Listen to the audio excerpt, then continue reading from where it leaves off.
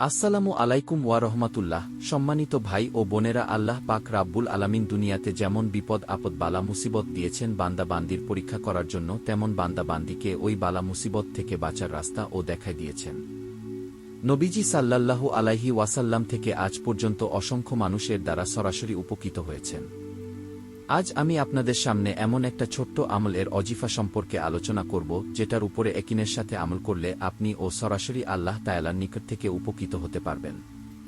আমি আল্লাহর কসম দিয়ে বলছি, আমি নিজে ও এর উপর আমল করে সরাসরি উপকৃত হয়েছি। আপনি যে ধরনের সমস্যায় পড়ুন না কেন, একিনের সাথে আমল করবেন, সাথে সাথে তার ফল পাইবেন। উদাহরণস্বরূপ বলি, ফ্যানের সুইচ দিতে দেরি, ফ্যান ঘুরতে দেরি হয় না, সুইচ চাপতে দেরি, বাতিজ বলতে দেরি হয় না, তদ্রূপ আপনি আমল করতে দেরি, ফল পাইতে ও দেরি হবে না ইনশাআল্লাহ। আপনাকে আর একটু বুঝিয়ে বলি, আপনার ক্ষুধা লেগেছে এখন, আর আল্লাহ যদি খানার ব্যবস্থা করেন 1-0 দিন পরে, তাহলে তো আপনি না খেয়ে মারা যাবেন। এটা তো রবের পরিচয় নয়।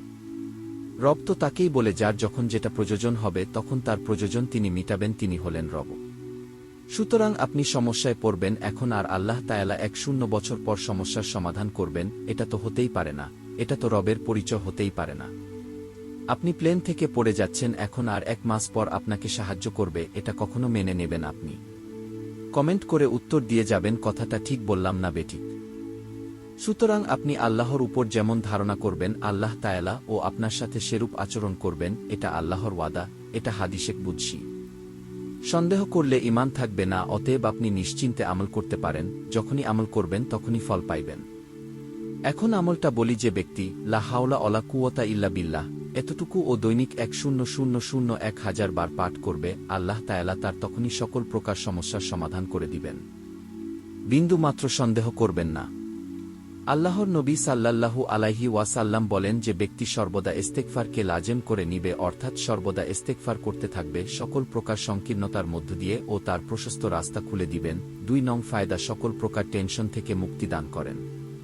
3 নং ফায়দা, এমন জায়গা থেকে তার রুজির ব্যবস্থা করে দিবেন বান্দা কল্পনা ও করতে পারবে না কোথা থেকে আসলো, কিভাবে আসলো। এ কথার ইঙ্গিত কোরআনুল কারিমের সূরা নূহ আয়াত নং 10:11-12 এখানে ও তার ইঙ্গিত পাওয়া যায়।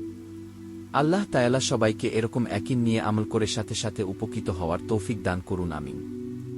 চ্যানেলটি সাবস্ক্রাইব করুন ও ভিডিওটি বেশি বেশি শেয়ার করে সবাইকে দেখার সুযোগ করে দিন ও সদকায়ে জারিয়ার অংশীদার হওয়ার তৌফিক দান করুন, আমিন।